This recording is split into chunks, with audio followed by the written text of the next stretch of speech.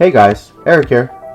So the holidays are here, and for a lot of people, they associate gingerbread houses with Christmas. So that's exactly what I'm going to show you how to do today. All you need to get started is a piece of paper and something to draw with. And thanks a lot, Kristen, for sprinkling glitter everywhere. No problem, it's festive.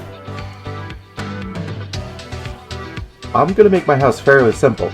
It's with the decorations that'll make it fancy.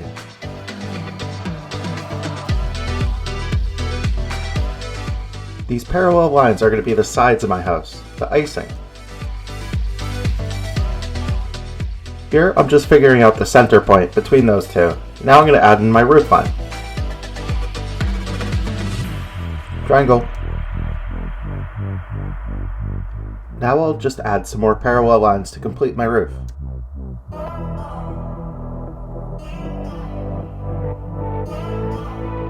Alright, it looks like we've got our basic house shape down. Now let's start decorating. Here I'm just going to add some icing dripping down to look like snow. And I think I'll turn the sides of our house into candy canes.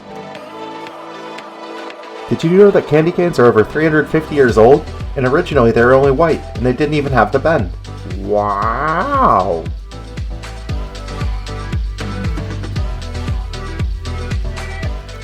Alright, now I'm going to spend a really long time slowly drawing a door.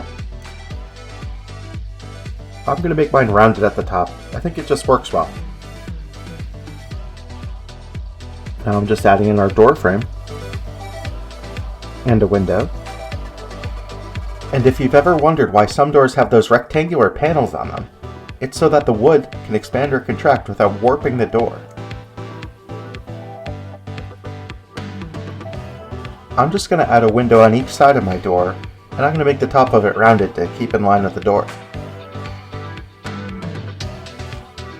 And just like my door, I'm going to draw a frame around each one, and then I'll make icing dripping down from the bottom.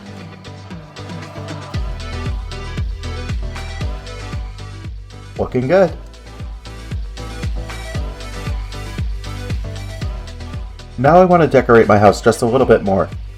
Did you know this part of the house that I'm filling in is called the gable? I think it'll look good to do a wave design. That'll give us lots of interesting options when we're coloring it in. Alright, now I'm going to finish decorating the bottom of our house. I'm going to use gumdrops, which are a really popular decoration for gingerbread houses. Did you know that instead of the popular fruit flavors we have today, gumdrops were originally flavored with spices, like clove, allspice, cinnamon, anise, licorice? Gross. Now let's give our house a chimney. Fun fact, the world's tallest chimney is in Kazakhstan at a power plant, and it's as tall as the Empire State Building. Just add the icing dripping down, we'll decorate our chimney, and then we're ready to move on. I think I'll add some small circles. They can be Christmas lights. Did you know that in the year 1900, it could cost as much as $300 to light up your tree with Christmas lights? And you'd have to hire an electrician to set it all up. That's almost $2,000 in today's dollars. Now let's add some cotton candy details for the smoke and some bushes on the side of the house. Did you know cotton candy was actually invented by a dentist? That's weird, considering it's all sugar. I think some little hearts above our windows and door will look nice. And now let's make our front walkway. Notice how it starts smaller and gets wider as it comes towards you. I'm going to decorate it by filling it with all different sized circles and ovals. And then I'm going to put a row of gumdrops lining each side of the walkway. Notice how they start bigger and get smaller as they go further away from you? I've sped up my video here, so you should be sure to pause and take your time with this step.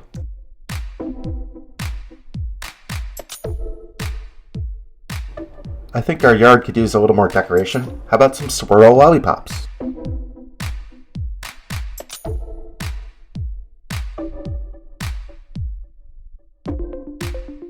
Now we'll just add a little texture in our cotton candy bushes.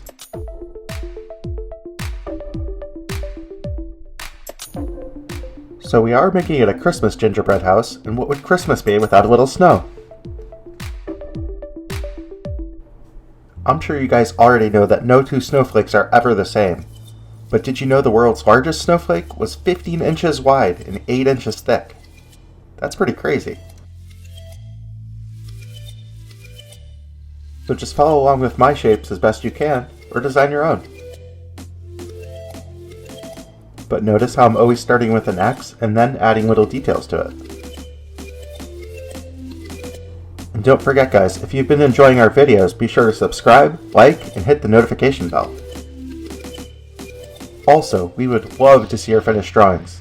At the end of the video, there'll be a link to email us. Or you can message us on Instagram. This looks great. Now, I'm going to speed up our video super quick and show you the best way to color in your gingerbread house. The world's largest gingerbread house was built in Texas in 2013, and it had over 35 million calories and was big enough to comfortably house a family of 5. That's pretty crazy.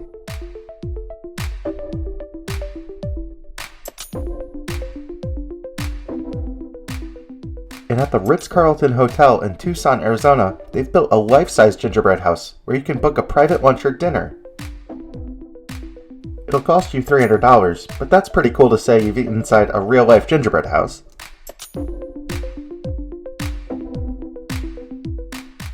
According to Swedish tradition, you can put gingerbread in the palm of your hand and then make a wish. You then have to break it with your other hand. If it breaks into 3 pieces, your wish will come true. All this gingerbread craziness started in Germany. They became super popular after the Brothers Grimm published Hansel and Gretel. Hansel and Gretel! You remember that story, where the kids get lost in the forest and that evil witch wants to eat them. How that got associated with Christmas eventually, I couldn't tell you. Ginger is a plant native to India and China, and gingerbread is thought to originate in the East. It is thought to have been brought to Europe in the year 992 by a monk.